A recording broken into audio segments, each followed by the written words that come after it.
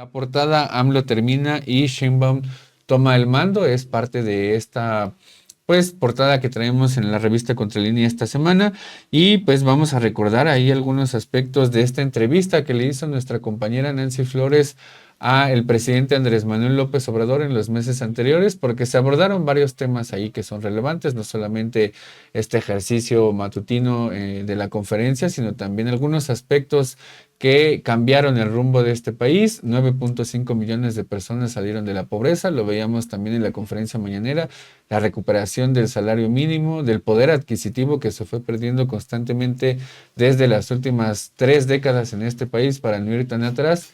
Esta corrección que se hizo en materia también fiscal, no solamente hacerlo sin una reforma, sino ir aplicando justamente la ley para no darle exenciones fiscales a los grandes empresarios. Vamos a ver un primer video de esta entrevista que le hizo nuestra compañera Nancy Flores al presidente. Tema, usted ha revelado aquí en la conferencia matutina y también ha ventilado algunos casos pues de diferencias o incluso traiciones en su gabinete y en otras instituciones. Está el caso, por ejemplo, del exfiscal del caso Ayotzinapa, que se ventiló aquí, el caso de los ministros propuestos por su administración, Juan Luis González Alcántara Carrancá y Margarita Ríos Farjat, que traicionan al movimiento de la Cuarta Transformación, o por lo menos a esa voluntad de ir limpiando la Suprema Corte, se alían con la derecha, con el conservadurismo al interior de la Suprema Corte, particularmente con su presidenta Norma Piña. Están también los casos de los 2 primeros secretarios de Hacienda, que incluso estuvieron boicoteando acciones de su gobierno, y también el caso de funcionarios corruptos que desviaron 6,000 millones de pesos de Segalmex.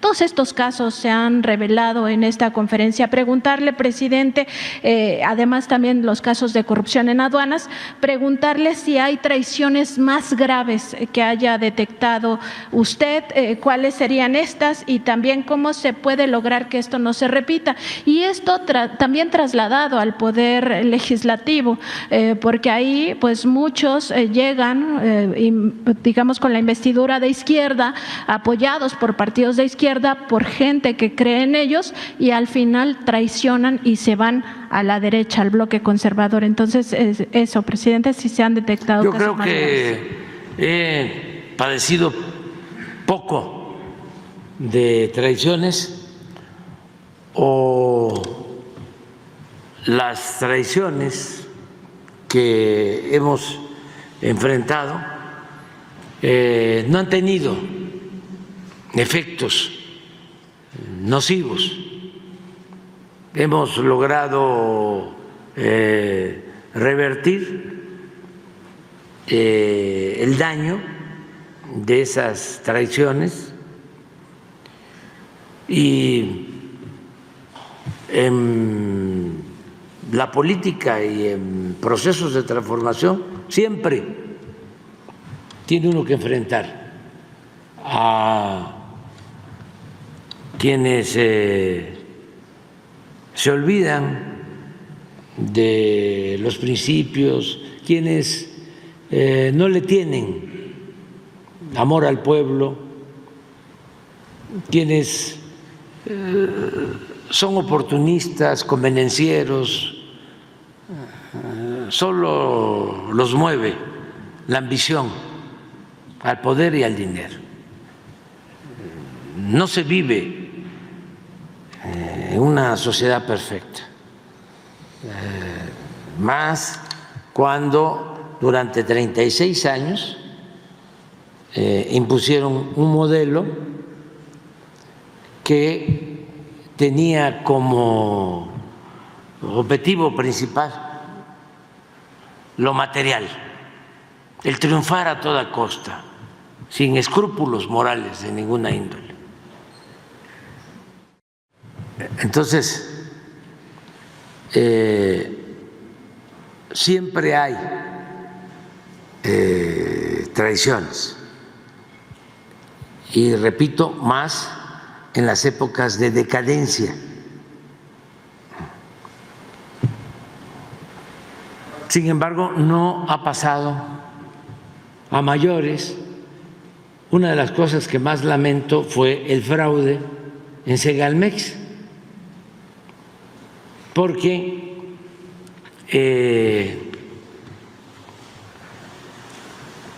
era una nueva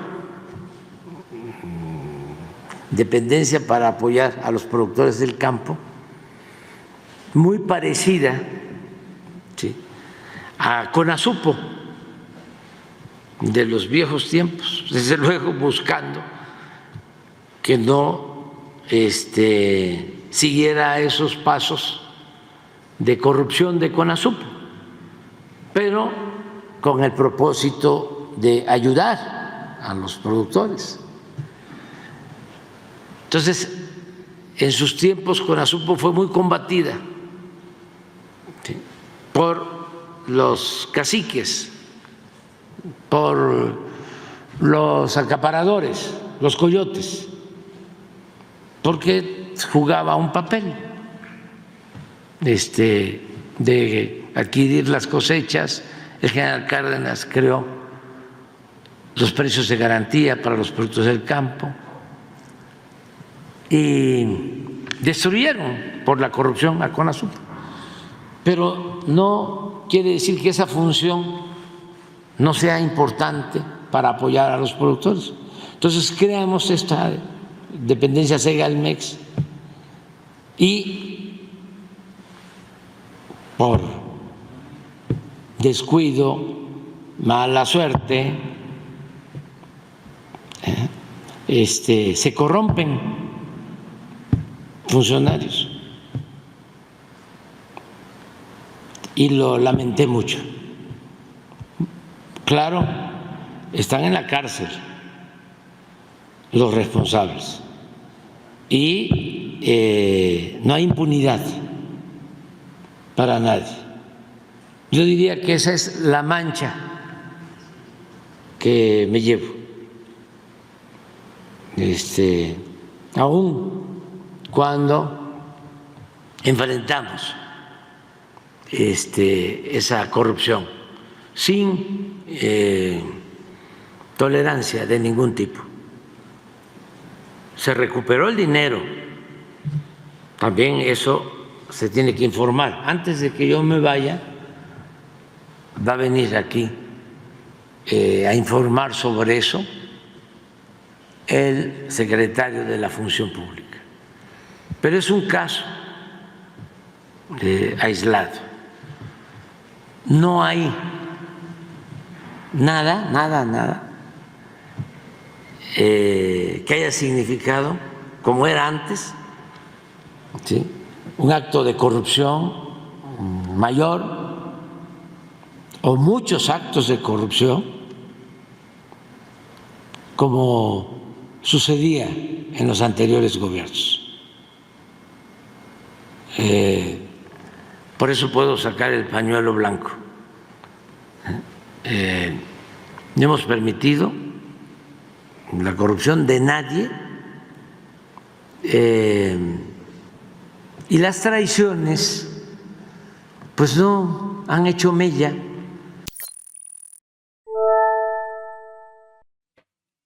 Traiciones que padecí no dañaron el objetivo de la Cuarta Transformación, fue lo que el presidente López Obrador le contestó a nuestra compañera reportera Nancy Flores en esta entrevista que sostuvo peculiarmente durante la conferencia matutina del jueves 25 de julio del 2024, en que pues el presidente le abre un espacio a nuestra compañera reconociendo el trabajo de Contralínea que ha hecho justo sobre este tipo de casos. Recordar que el caso Segalmex se trabajó en esta revista, que fue uno de los primeros medios en dar a conocer que estaba habiendo un escándalo de corrupción en Segalmex. Este reportaje se publicó el 21 de febrero de 2022, mismo día en que se presentó aquí en el programa en vivo. El reportaje se llama Segalmex a la deriva por daño patrimonial de 5.5 mil millones de pesos.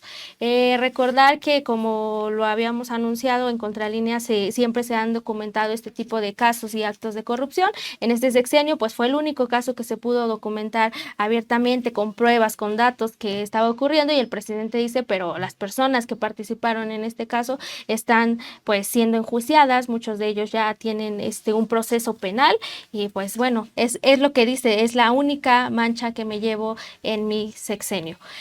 También en esta misma entrevista nuestra compañera Nancy Flores le pregunta sobre algo que a los mexicanos pues siempre les interesa mucho, que es el juicio a los expresidentes. Recordar que fue una de las propuestas del presidente López Obrador, llevar a juicio a los expresidentes que pues traicionaron de alguna u otra manera a la patria y, por así decirlo, también al pueblo y a la sociedad, que pues les dio su respaldo, aunque algunos no tanto, como en el caso del fraude electoral de 2006, pero bueno, en este caso pues lo que le pregunta Nancy es ¿qué va a pasar con esta posibilidad, si existe esta posibilidad nuevamente de que se pueda enjuiciar a los expresidentes por los crímenes cometidos?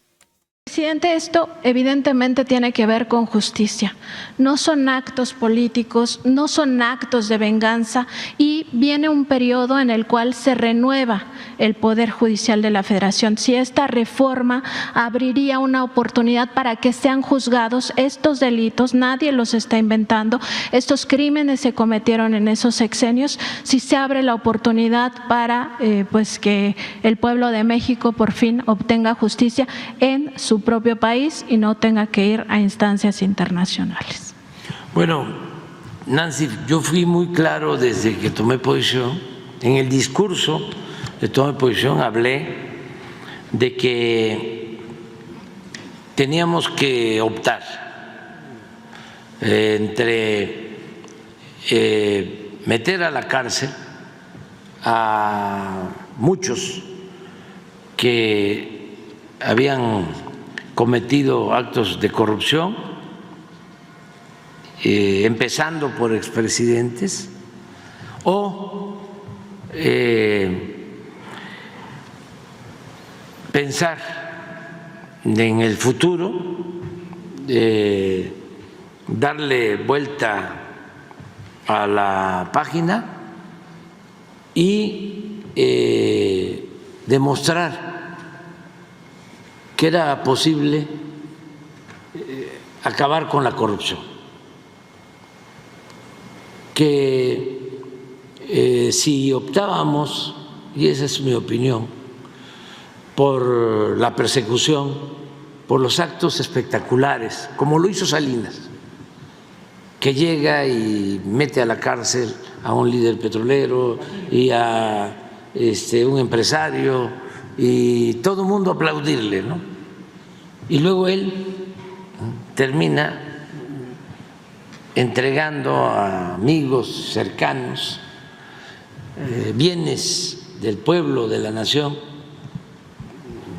Es sin duda el presidente que más promueve la desigualdad social en el país. Es el padre moderno de la desigualdad, porque unos cuantos se hacen inmensamente ricos con bienes del pueblo y de la nación. Pero con estas medidas espectaculares, al año de haber llegado, ya se les había olvidado a la mayoría, también por el control casi absoluto de los medios de comunicación, por la propaganda política, ya se les había olvidado de que se había cometido un fraude electoral y que lo habían impuesto en la presidencia. Y le aplaudían en todos lados. Entonces, dijimos, eso no. Vamos a que se lleve a cabo una verdadera transformación y vamos a hacer que se ponga en la agenda, en los primeros lugares, el problema de la corrupción. y vamos a hacer conciencia en eso y vamos a estigmatizar la corrupción. Vamos a demostrar que la corrupción política es la causa de la desigualdad económica, la causa de la pobreza. Vamos a demostrar que es el mal que más aquejaba a nuestro país, con el ejemplo.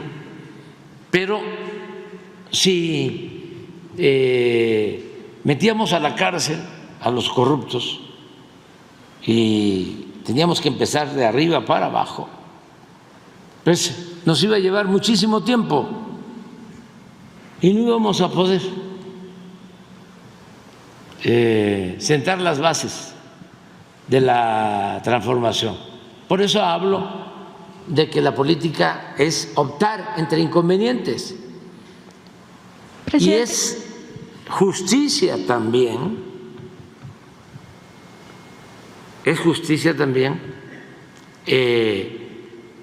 la no repetición. O sea, así como es justicia meter a la cárcel a un corrupto, también es justicia el prevenir para que no se repitan atracos, latrocinios, actos de corrupción que dañan a la sociedad, que dañan al pueblo.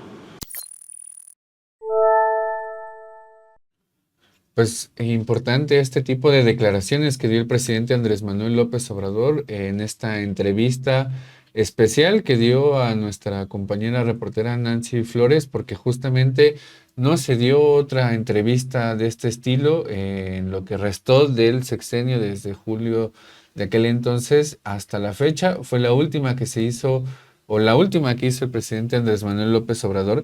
Y en esta sección, en esta entrevista que le hizo a nuestra compañera Nancy, pues justamente el presidente también recuerda que esta consulta para enjuiciar a los expresidentes sí se hizo y recupera esta parte de sacar el pañuelo blanco en pues un síntoma de paz. Dije en su momento, esta es mi opinión. Mi opinión es no perdamos tiempo y vamos hacia adelante a demostrar de que se puede decir, se acabó con la corrupción. Pero como podrían decir, fue cómplice, ¿sí? O toleró la corrupción. Convoqué a una consulta, ¿sí?, para que el pueblo decidiera de conformidad con lo que establece el artículo 35 de la Constitución. Y se llevó a cabo esa consulta y se le preguntó a la gente. Pero como los medios, volvemos a lo mismo, estaban y siguen estando muy controlados por los grupos de intereses creados, pues no les importó, no difundieron de que iba a haber esta consulta. Los partidos del bloque conservador convocaron a no participar en esta consulta y de acuerdo a la ley se tenía que contar con una participación para que el resultado fuese vinculatorio, es decir, para que se llevara a efecto la investigación en contra de los expresidentes, se necesitaba una participación mayor del 40%. ¿Y qué sucedió? Se llevó a cabo la consulta, pero no se alcanzó la participación del 40%. Sí es importante decir que la mayoría de los que participaron pidió que se iniciaran procesos en contra de los expresidentes. Entonces, ¿qué pienso? Que lo que hemos hecho entre todos, de no tolerar la corrupción, de denunciarla, porque antes, y eso es muy importante, antes no solo se fomentaba, sino se toleraba y se veía como una cuestión normal.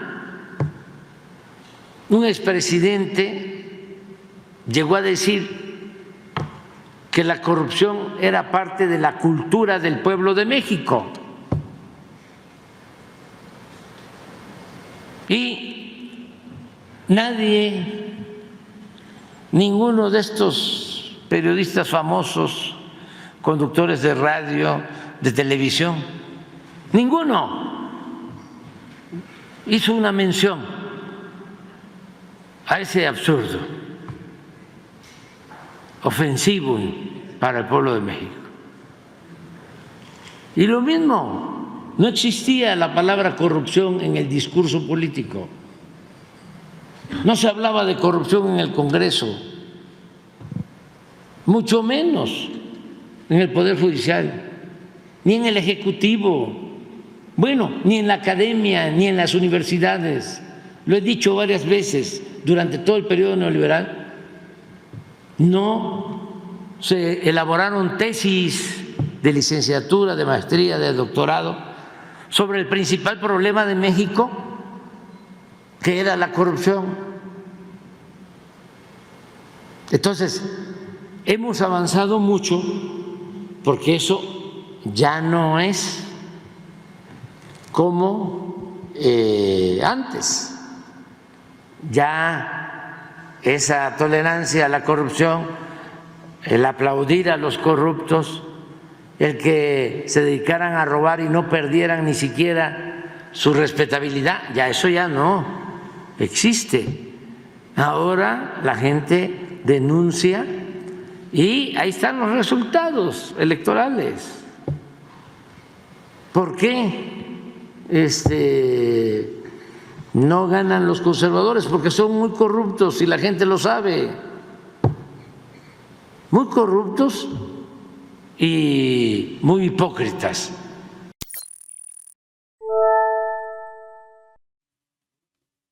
Pues muy hipócritas, dice el presidente López Obrador, como siempre calificó pues a la derecha conservadora, neoliberal, que siempre defendió los intereses de los oligarcas del país y muy poco se preocupó por el pueblo que el presidente ha defendido durante todo su sexenio, porque es el mismo que lo ha acompañado desde hace pues ya más de 20 años, más de 2 décadas, que no solo ha estado apoyándolo, sino que él mismo, el presidente, recordar que ha caminado literalmente al lado del pueblo. Recordemos que él hizo una caminata, una marcha donde pues asistieron miles y miles de personas que en ese momento vimos cómo lo protegían, cómo lo cuidaban, cómo decían no se empujen para no lastimarlo. Y entonces pues es un poco toda esa parte que nos deja López Obrador como al cierre de este sexenio, ¿no? Muchas historias, muchos recuerdos, y alguien que también pues no podría irse o dejarlo ir sin despedirse es la doctora Claudia Sheinbaum, porque recordemos que ella fue también su compañera de lucha. Ella salió a repartir volantes creyendo en este ideal y en en esta idea de transformación que ya estaba emanando en la mente de López Obrador, y la doctora Claudia Sheinbaum siempre estuvo presente ahí apoyándolo, creyendo firmemente en estas ideas, en estas propuestas que ya venía haciendo López Obrador. Recordemos que ella fue también pieza clave durante esta construcción de lo que fue el Movimiento Regeneración Nacional, que es con el que llega a la presidencia López Obrador. Y bueno, en este contexto, la doctora Claudia Sheinbaum, próxima presidenta, ya ya estamos a unas horas de que asuma pues ya la presidencia, es ahora la presidenta electa, ya el día de mañana será nuestra presidenta constitucional. Y bueno, ella le dedicó unas palabras de despedida al hoy todavía presidente López Obrador. Aquí vamos a estar despachando desde el 1 de diciembre del 2018 para servir al pueblo de México. Andrés Manuel López Obrador no solamente es un dirigente que supo construir este gran movimiento, su perseverancia, su no dejarse, no vencerse, no aceptar ninguna propuesta que tuviera que ver con vencer sus principios y los principios pues del movimiento que él ha venido dirigiendo, representando.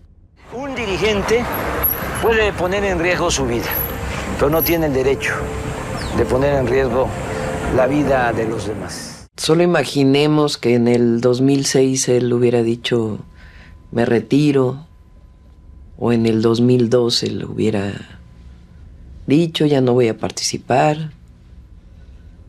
Se viene abajo este movimiento en el que lo acompañamos millones de mexicanos y mexicanas, que él también fue forjando una nueva forma de pensamiento. Esa forma de pensamiento tiene que ver con un nuevo modelo económico, pero que se sustenta en la participación también del Estado en la economía. La llamada austeridad republicana, que es disminuir el peso del gobierno al pueblo, erradicar la corrupción y utilizar esos recursos para beneficio del pueblo y al mismo tiempo para recuperar la capacidad del Estado mexicano en obras estratégicas que potencien a su vez otras inversiones. Eso es único en México. La austeridad republicana no la vemos, creo yo, en ningún otro lugar del mundo. ¿Cómo ha logrado tanto sin aumentar impuestos? El gobierno de la República inaugura el tramo Campeche-Cancún del proyecto integral Tren Maya. Él en su libro Gracias, cuando describe a Juárez y la carreta donde él sale de la Ciudad de México después de la intervención francesa y va llevando en la carreta los documentos de la República, pero en su libro el presidente dice que en esa carreta llevaba la dignidad de México. Y yo digo que el presidente ha recuperado la dignidad del pueblo de México y la dignidad de la República. Entonces recupera nuestra cultura, nuestra historia y al mismo tiempo la grandeza de México y un pueblo trabajador, trabajadora, solidaria, que nos hace muy, muy poderosos.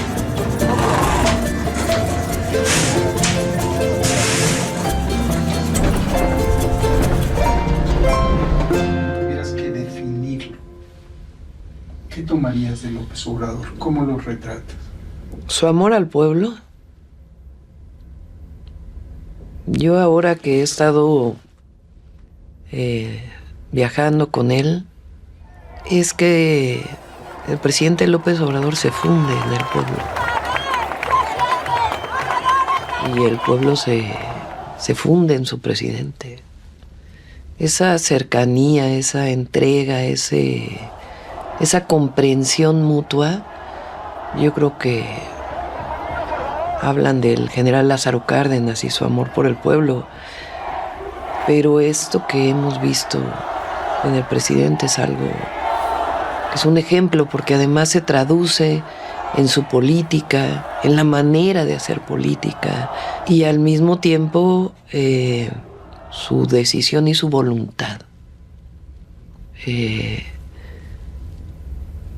Un hombre con esa voluntad es y ese pensamiento pues es invencible. Pues él tiene este reconocimiento de que la política, aparte de ser pensamiento y acción, es principios y también eficacia. Es un político extraordinario.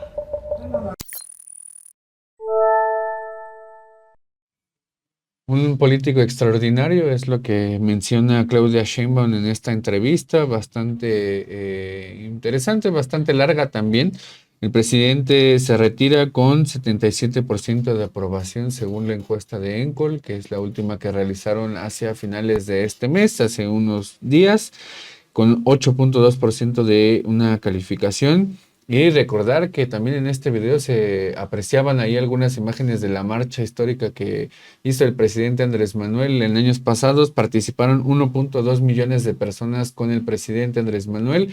Pues son algunas de las cuestiones que nos deja este primer sexenio de la Cuarta Transformación y del Partido Morena.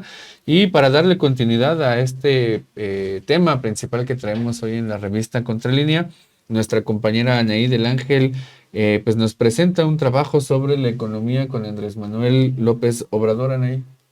Así es, Aníbal, pues ya lo veíamos un poco al inicio del programa y también durante la conferencia matutina, el presidente también retomó este tema que es muy importante, cómo avanzó la economía en su sexenio, porque recordemos que veníamos de 40 años de políticas neoliberales enfocadas en pues favorecer a los oligarcas, a la élite del país y que se olvidaron un poco pues de los sectores vulnerables, de la gente trabajadora. Entonces venimos de esta historia, llega López Obrador y hay quienes consideran que López Obrador llega con una revolución pacífica y que llega a instaurar pues un nuevo orden en toda la política y recordar también que son varios ejes los rectores. El principal es primero por el bien de todos, primero los pobres, pero también esta idea del combate a la corrupción y de la austeridad republicana. Y para ello, bueno, entrevisté al doctor en economía Moritz Cruz Blanco. Él es doctor en economía por la Universidad de Inglaterra. Él es catedrático también de la UNAM y lo que me decía es que él sintetiza un poco las políticas económicas de López Obrador en 3 aspectos. Vamos a verlo. Las medidas eh, relacionadas con la parte laboral, con las reformas las reformas en materia laboral, ¿no? Que se hicieron en favor de los trabajadores. Creo que eso ha sido uno de los grandes aciertos de esta administración, haber retomado la esencia, ¿no? De que en el centro del capitalismo, digamos, están los seres humanos y particularmente los trabajadores. Entonces, muchas de las medidas que se tomaron en materia laboral, ¿no? Pues han beneficiado de alguna manera u otra a la gran mayoría de los trabajadores. Me puedo pensar en haber eliminado, por ejemplo, el famoso outsourcing, eh, no haber dado, por ejemplo, también las vacaciones, ¿no? Ampliado los periodos vacacionales, lo de los sindicatos, y también haber, por ejemplo, dado a los padres paternidad, ¿no? Derecho de paternidad, días para cuidar a sus hijos y así. Toda esta serie de medidas laborales pro trabajador me parece que han sido uno de los aciertos. El otro, ¿no? Y está relacionado, es la política salarial, desde luego, ¿no? Haber recuperado el poder adquisitivo ha sido también uno de los grandes aciertos, y por lo cual, ¿no? Me parece que va a quedar marcado el sexenio. Y la otra, no menos importante, son las medidas de política del bienestar, ¿no? Digamos, de estado de bienestar. Creo que todos los programas sociales, ¿no? Monetarios o no, pues han tocado a gran parte de la población, trabajadora o no, ¿no? Y esto ha redituado pues en beneficios monetarios o no para esos hogares, ¿no? Que hoy reciben algo del presupuesto que antes no recibían. Y bueno, serían los 2 grandes grupos, ¿no? Bien, trabajo, ¿no? Toda la política pro laboral o pro trabajador laboral, y la otra, estado de bienestar, y añadiría, ¿no? También un tercer elemento que sería la parte de gasto público, ¿no? En proyectos de inversión. Me parece que también esa parte ha sido importante haber, ¿no? Invertido en toda la infraestructura a lo largo y ancho del país, desde muy pequeñas, ¿no? Como pueden ser los caminos rurales, hasta muy grandes, como puede ser el Tren Maya, el interoceánico. Eh, Me parece que eso ha sido fundamental también. ahí el recuento que hacía el investigador doctor Moritz Cruz Blanco, es doctor en economía por la Universidad de Manchester en Inglaterra, te mencionó, hay varios aspectos importantes y recuperaba al menos dos aspectos que yo creo que son relevantes a la luz de lo que mencionó el presidente en la conferencia matutina.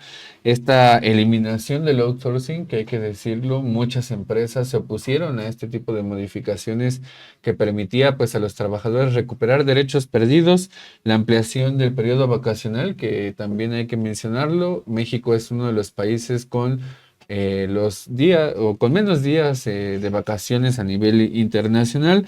El salario mínimo pues estaba bastante bajo, ya vimos esta gráfica que presentó en la conferencia el presidente, cómo se aplanó esta curva durante los sexenios neoliberales y también englobando todo este tipo de aspectos, pues la recuperación del Estado en lo social, este tipo de programas sociales de atención a jóvenes, ¿no? De atención también a adultos mayores, de atención también a partir de becas a personas que están estudiando el nivel básico. En fin, fue una recuperación bastante amplia del Estado en lo social, que eso es algo que perdimos en estas décadas del neoliberalismo, Anaí. Exacto, y algo que retomo también muy importante destacar que nos dijo el doctor Cruz Blanco es esta parte, ¿no? Que él enfatiza en una frase que es que durante este sexenio se recuperó esa esencia de que en el centro del capitalismo están los seres humanos y particularmente los trabajadores. Por todas estas políticas prolaborales que desarrolló el presidente López Obrador, lo que decíamos de la eliminación del outsourcing, que pues afectaba a la clase trabajadora porque era yo contrato a una empresa, pero esta empresa no te está dando prestaciones, si te llega a pasar algo en tu área de trabajo, yo no me voy a hacer responsable, pero la empresa tampoco se va a hacer responsable.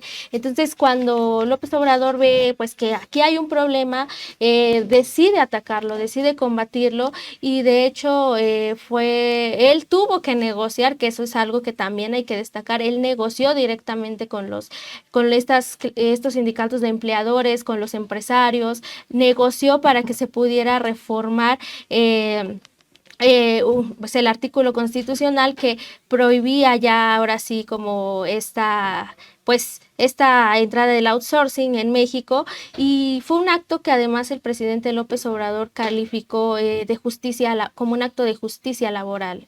Es muy importante reconocer eso porque al final de esta reforma, y según datos del Instituto Mexicano del Seguro Social, fueron al menos 2.9 millones de trabajadores quienes fueron ya reconocidos por sus patrones reales. O sea, trabajadores que antes de esta reforma no tenían ese reconocimiento, no cotizaban, pues no tenían derecho ni a una pensión, digámoslo así.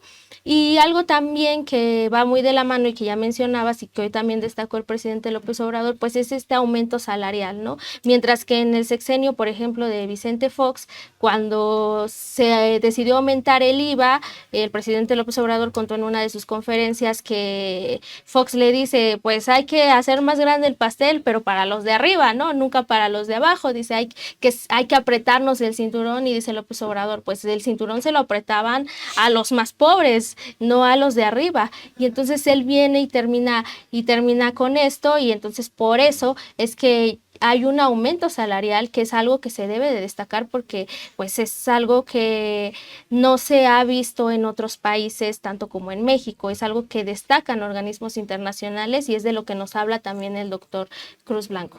Sí ha crecido más que la inflación, ¿no? Si uno, en términos reales, ¿no? Pues ha sido casi, según veía, de acuerdo al índice del CONASAMI, que ha sido casi de 100%, en términos reales, o de 80% por ahí así, ¿no? O sea, ha estado por arriba el crecimiento de los salarios ha estado por arriba de la inflación. Eso es, ¿no? Pues lo que arrojan los datos. Ahora, evidentemente, pues lo ideal hubiera sido que la inflación, ¿no? hubiera sido tan alta, pero recordemos que este fue un proceso global, ¿no? No nada más local. Es decir, 2021, uno mira las estadísticas de cualquier país en términos de inflación y creció de manera inusual. Ahora ha venido, ¿no? bajando, aunque se mantiene, es persistente, digamos, en niveles por arriba o alrededor de 4 o 5%. Y sin embargo, ¿no? El salario mínimo se ha mantenido por arriba de este nivel. O sea, sí ha crecido en términos reales, aunque evidentemente la percepción para nosotros, ¿no? Como usuarios comunes es que a veces no me alcanza ¿no? Para, como antes el dinero, pero este, pues es así, ¿no? Los procesos inflacionarios a veces crece, el problema es que el problema es cómo uno divide su gasto, ¿no? O cuánto ingreso tienes. Si tú dedicas mucho a alimentos y crecen los alimentos, dices, no me alcanza, ¿no? Pero si tu ingreso se dedica más a servicios y no crecen los servicios, dices, sí, sí, no, a mí no me ha afectado la inflación, ¿no? También es una cuestión de percepción. Desafortunadamente en México, ¿no? La mayoría de la gente gasta mucho en alimentos todavía, ¿no? De su ingreso. Y si los alimentos el precio de los alimentos aumenta, pues tenemos ese choque con la realidad inmediato, ¿no? Crecieron los alimentos, dedicamos mucho dinero a alimentos, y no importa que haya crecido mi salario, ¿no? Yo siento que no me alcanza.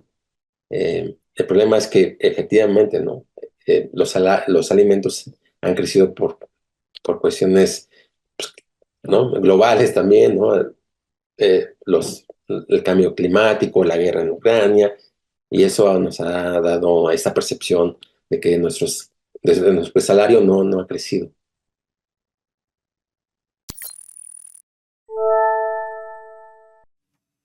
Pues contrasta justamente esta política del gobierno de Andrés Manuel López Obrador con la política hacia el trabajo de los sexenios anteriores.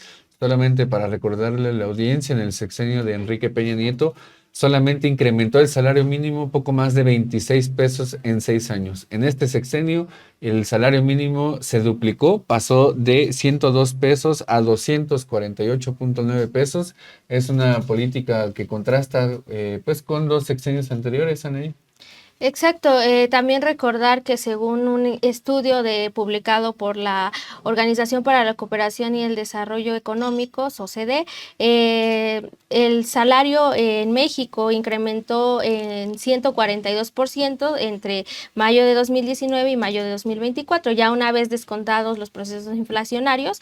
El incremento al salario mínimo real es de 86.6%, mucho mayor a lo que se tenía. Mencionabas el caso del sexenio de Enrique Peña Nieto.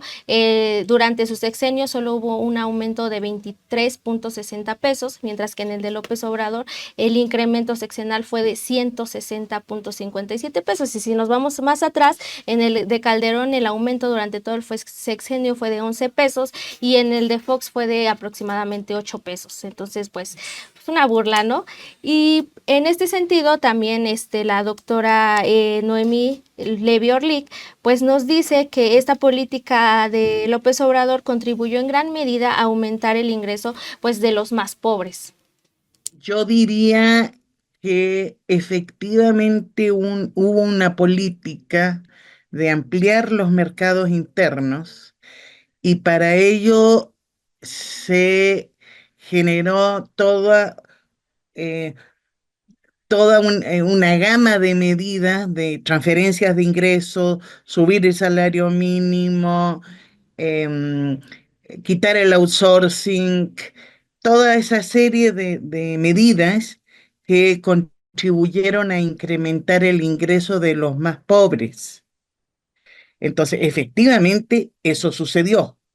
Tan sucedió que en la peor parte de la pandemia, México es uno de los pocos países que no requiere implementar políticas adicionales porque ya tenía toda esta gama política desde 2019 que le permite transitar por la crisis sin grandes problemas, es decir, obvio, con los problemas propios de el encierro, del contagio y demás, pero no se necesitó medidas económicas adicionales, excepto en las ciudades se tuvo que generar toda una política para prevenir la pobreza alimentaria en la zona urbana. Y otro elemento que fue muy importante dentro de la política del actual gobierno fue toda, toda la inversión que se hace en los estados más pobres. ¿Qué significa eso? Si yo me voy a los estados más pobres, invierto, el multiplicador del ingreso, el impacto que tiene esa inversión en el ingreso es más que proporcional. Esos estados subieron por encima de la media nacional. Entonces, ¿hubo una política social? Sí la hubo. ¿Se amplió el mercado interno? Sí lo hubo. De hecho, se amplió. Es muy pesado la participación del consumo en el ingreso, pero sí logró reflejarse en unos pequeños puntos su incremento.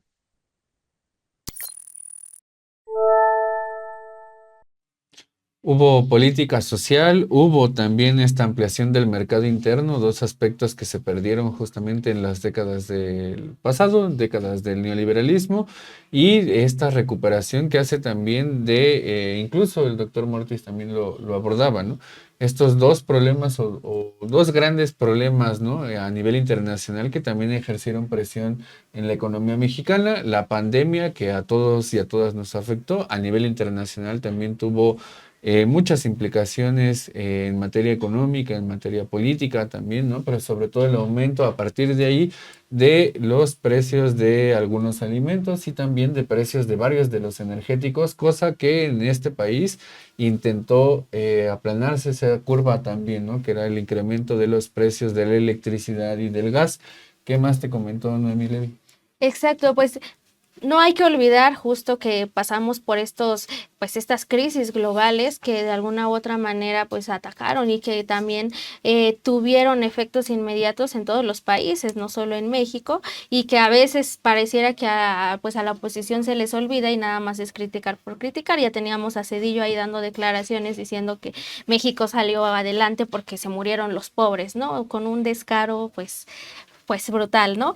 También en otro tema, algo que también hay que destacar son todas estas políticas de bienestar, ¿no? Este estado de bienestar que quería y que hizo realidad el presidente López Obrador. Hay todavía áreas de oportunidad o donde estas medidas tendrían que ser un poco más agresivas, nos decía el doctor Moritz Cruz Blanco, pero ya hay una base, y además ya en muchos de los casos ya son un derecho constitucional. Recordemos que estos programas del bienestar benefician a niños, jóvenes, personas adultas, personas del campo y personas adultas mayores. Vamos a ver qué nos dice. Yo pensaría que no necesariamente los programas de bienestar tienen el objetivo de abatir la pobreza.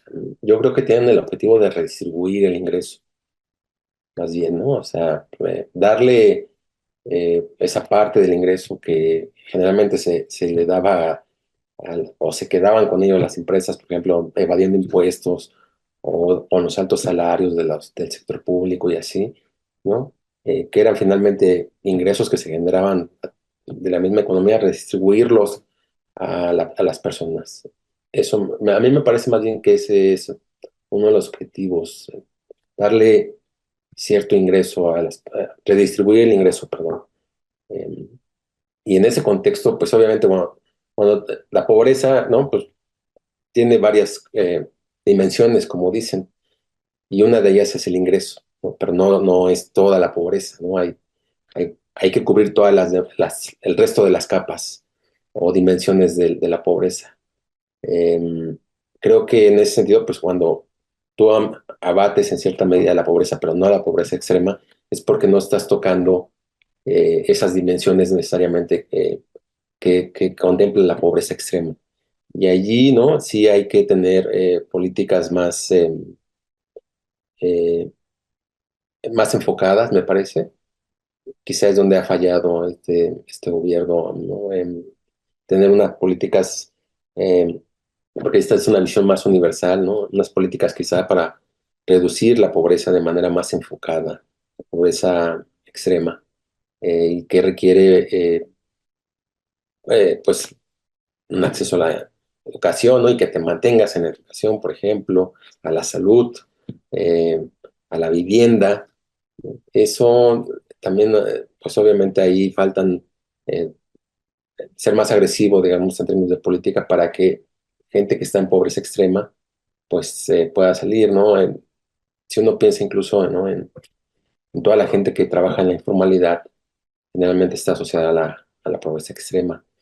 Entonces necesitaríamos transitar también a mejores condiciones laborales para que la gente se incorpore a la, a la formalidad y no, se abate un poco como consecuencia de la pobreza extrema. En fin, es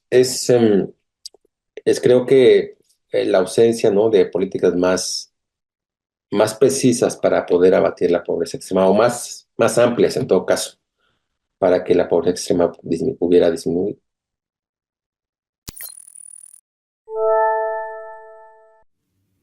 Y en efecto, este tipo de aspectos de la pobreza extrema, pues es uno de los pendientes de la política de este sexenio. Se avanzó mucho en abatir la pobreza, ya lo veíamos con estos indicadores que presentó el presidente Andrés Manuel López Obrador. Fueron más de 9 millones de personas que salieron de la pobreza. Se redujo también la informalidad laboral, pasó del 59% al 54.2%, según lo mencionó el presidente en la mañanera. Y otro aspecto también tiene que ver con la cuestión de la evasión fiscal a partir de estas denominadas factureras, Anaí. Así es, pues digamos que decíamos que uno de los planteamientos del sexenio de López Obrador era el combate a la corrupción, ¿no?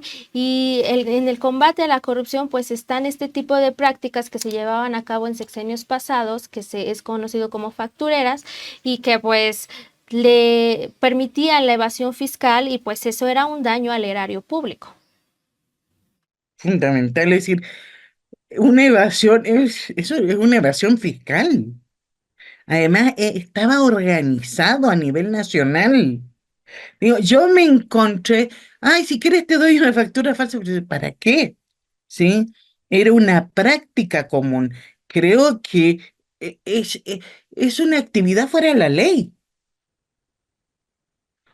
Nadie se ha atrevido a cuestionarla. No, que no sean tan rápidos, que no los vayan a echar a la cárcel. Han habido una serie de pronunciamientos de ese estilo, pero nadie se ha atrevido a defenderlas. Y el día que se atrevan, pues la verdad es que es una sin razón. Es absolutamente necesario.